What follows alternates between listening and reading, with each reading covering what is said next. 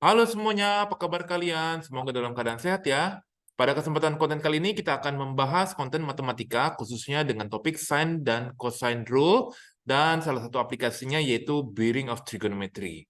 Dan seperti biasa kalian boleh download soal yang saya pakai untuk pembahasan konten kali ini di kolom deskripsi di bawah ya. Kebetulan soalnya ini diambil dari salah satu kurikulum yaitu Pearson Edexcel. Seperti biasa kalian boleh bertanya bebas di email atau WA yang tercantum seperti ini. Dan tanpa berlama-lama, yuk kita langsung lihat seperti apa. Apa yang dimaksud dengan sine rule dan cosine rule. Kita akan lihat yang pertama adalah law of cosine. Jadi, dalam sebuah segitiga itu, misalkan kalian bisa menggunakan law of cosine ini untuk mencari sisi atau sudut yang tidak diketahui dengan formula sebagai berikut ya. Kalau dari sini, A square equals to B square plus C square minus 2BC kalikan cos A, seperti itu. Ya, cara atau tips saya menghafalkan biasanya saya melihat dahulu sudutnya. Misalkan di sini adalah cos A. Cos A itu adalah yang di bagian sini ya. Nah, lalu kemudian bagian sebelah kirinya itu adalah A square, adalah bagian yang di seberang dari sudut itu sendiri, seperti itu. Jadi, apakah bisa ditulis dengan rumus yang lain? Tentu saja bisa. Nih, kayak kalau kalian mau menuliskan segitiga ini dengan rumus cosine, tapi bentuknya lain, boleh seperti ini. Misalkan kamu mau cari C, ya. C ini kan warna hijau ya. Berarti C kuadrat itu sama dengan adalah, berarti sisanya adalah A kuadrat tambah B kuadrat dikurang 2AB kalikan cos C, seperti itu. Ya, atau misalnya kalian mau cari yang biru B kuadrat, ini bisa saja nanti rumusnya menjadi seperti ini. Ya, min 2AC kalikan cos B. Ya, jadi kalian nggak perlu bingung, nggak perlu panik ya. Nah, yang bawah ini sebenarnya nggak usah dihafalin, itu cuma di arrange dari yang bagian atasnya, seperti itu. Ya, kita akan masuk ya contoh soalnya ya. Jadi kalian sudah tahu rumusnya dan kita akan masuk ke dalam contoh soalnya. Contoh soalnya saya ambil dari exercise 6A ya. Nah, ini di nomor 1A ya. In each of the following triangles ya. Ini sebenarnya banyak tapi saya hanya bahas untuk 1A-nya aja. Calculate the length of the missing side. Missing side ini adalah bagian yang AB ya. Ini ya, part AB ini yang warna merah. Nah, ada rumusnya tuh Kak, masih ada ya di bagian bawah. Kalian boleh langsung masukkan ya. Jadi kalau mau nyari AB itu, AB square sama dengan endingnya pasti nanti pakai cos yang 20 ya. Lah, ini menjadi 8,4 square, ini wajib pakai kalkulator berarti nih. Tambah 6,5 square, dikurangi 2 dikalikan 8,4, dikalikan, ini nggak muat ya, saya coret dulu. Dikalikan 6,5 kalikan cos 20, kayak gitu. Jadi kita hitung ya, ini AB square, ini kamu harus hitung berapa nih? Ini hitung aja di kalkulator, hasilnya saya dapetin 12,81 dikurang yang ini hitung lagi semua di kalkulator, saya dapetin nilainya 102,614. Nah, kalian hitung dan di akar ya guys ya. Nanti kalau kalian akar, nanti akan didapat hasilnya itu 3,19 cm seperti itu. Ini jawaban untuk yang bagian AB ya. Agak cepat ya, saya rasa ini kalian sudah cukup bisa menggunakan kalkulator ya, jadi skillnya saya nggak terlalu ajarin atau jelaskan di dalam slide ini ya. Oke guys, ini jadi sudah dapat untuk bagian AB-nya. Ya, kita bahas contoh lain yuk. Jadi ini kan untuk menentukan panjang. Gimana kalau mau mencari sudutnya? Kita lihat ke nomor 8. Nomor 8 diketahui ada segitiga PQR sembarang dengan 3 sisinya diketahui. Kamu diminta membuktikan nilai cos P-nya itu nilainya min 1/4. Nah, bagaimana caranya? Jadi kalau cos P itu kan bagian yang sebelah sini kan, berarti kamu harus pakai angka yang ada di seberangnya ya. Jadi itu 4 kuadrat sama dengan 2 kuadrat tambah 3 kuadrat dikurang 2 kali 2 kali 3 kalikan cos P, kayak gitu. Ini kamu hitung, ini 16, ini 4 tambah 9, kurangi ini adalah 12 cos P. Ini kamu pindahin ruas, nanti hasilnya adalah 3 sama dengan min 12 cos P. Karena ini adalah perkalian, itu berarti cos P hasilnya adalah 3 dibagi min 12. Jadi cos P-nya itu sudah terbukti min 1/4 ya, sesuai dengan permintaan soalnya. Ya, kalau ditanya berapa sudut angle dari P, ya kalian bisa hitung dengan menggunakan mungkin skill yang sudah kamu pelajarin di waktu di pelajaran vektor fisika ya, untuk mencari sudut itu tinggal pencet shift sin atau arcus. Sorry, ini arcus cos bukan sin ya. Jadi tinggal dipencet aja kalkulatornya ya. Jadi arcus cos atau arc cos dari min seperempat. Hasilnya saya dapetin 104,4 derajat ya, tapi ini nggak ditanya sih ya, cuma tambahan aja. Oke, kalian bisa lihat memang sudutnya obtuse ya, lebih dari 90 derajat ini. Ya, ini adalah jawaban untuk yang nomor 8 ya guys ya. Kita lanjut. Sekarang ini tadi sudah law of cosine, sekarang kita akan lanjut membahas tentang law of sines. Jadi law of sines ini sebetulnya prinsipnya sama, digunakan untuk mencari sudut atau sisi dari segitiga. Ya, format rumusnya sebenarnya ada dua, ada yang atas, ada yang bawah. Itu sebenarnya kayak perbandingan ratio kayak gitu. Ya, jadi sin A per A sama dengan sin B per B sama dengan sin C per C, atau mau dibalik ya, kalian boleh tulis yang atas atau yang bawah ya. Nah, kita lihat di contohnya di exercise 6B di nomor 2. Jadi kita diminta mencari ya, calculate the value of X and Y ya. Nah, gimana caranya? Saya ini pakai format yang bawah aja ya. Jadi ini saya tulis menjadi 7,5. Kalau lihat deh, 7,5 ini yang ini dibagi sin yang mana nih? Sin yang ada di seberangnya ya selalu ya. Sin X sama dengan apalagi nih? Sisi dulu kan, yang atasnya sisi. Berarti Y ya. Y dibagi sin berapa? 57 ya. Kenapa? Karena yang ini seberangnya. Terakhir yang sin 53, sin 39, yang ini seberangnya kita nggak tahu. A. Bolehlah kalian anggap ini Z ya. Z. Nah, terus gimana cara mencari X and Y-nya? Sebetulnya X-nya itu gampang banget. X-nya ini kalian bisa menggunakan ini kan sudut dalam segitiga. Sudut dalam segitiga itu totalnya kan harus 180. Jadi ini X tambah 57 tambah 39. Nah, ini berarti nilai X-nya itu tinggal kamu kurangin. X-nya saya dapetin nilainya 84. Ya. Jadi ini kalian boleh ganti sin 84 ya. Lalu untuk mencari nilai dari Y, tinggal kamu pakai kali silang aja dari persamaan ini. Jadi nanti 7,5 sin 57 sama dengan Y sin 84. Seperti itu. Ya, nanti kalian coba hitung pakai kalkulator aja. Nanti didapat nilai Y-nya itu saya dapetin 6,324 cm. Ya. Ini untuk yang nilai dari Y-nya.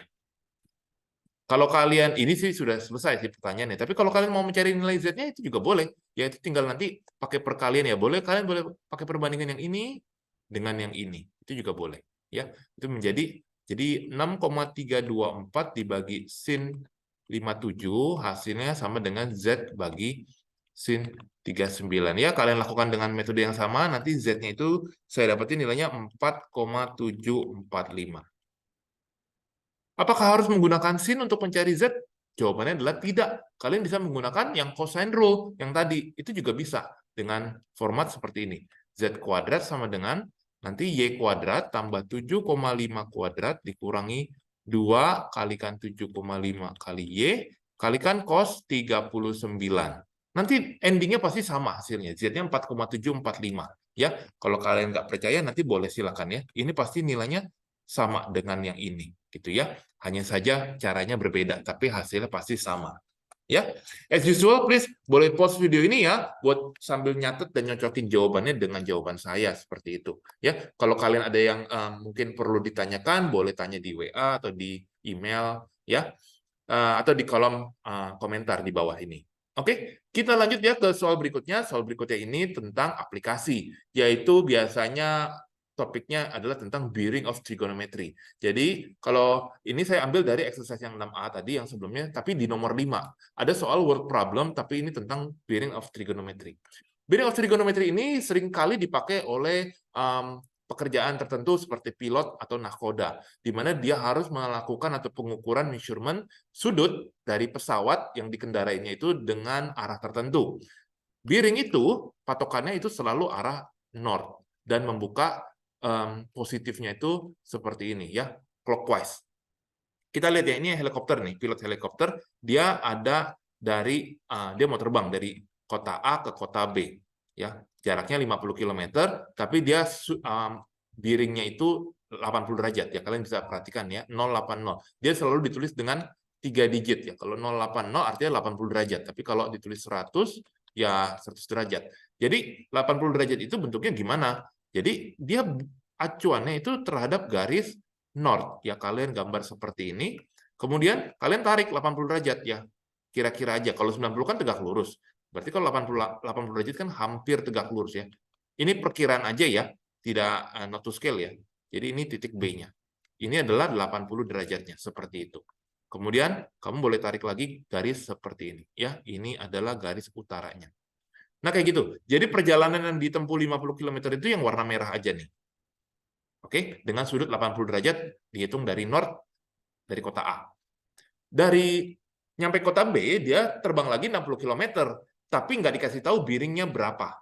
Dia nggak kasih tahu bearingnya berapa kan, tapi dia kasih tahu given C itu kalau dari kota A itu 80 km. Nah, 80 km ini kita asumsi aja, kita boleh gambar di sebelah bawah aja ya, seperti ini misalkan. Jadi yang ini 80 km, dia ada di sebelah sini, ini adalah titik C, seperti itu ya. Ini adalah titik C-nya.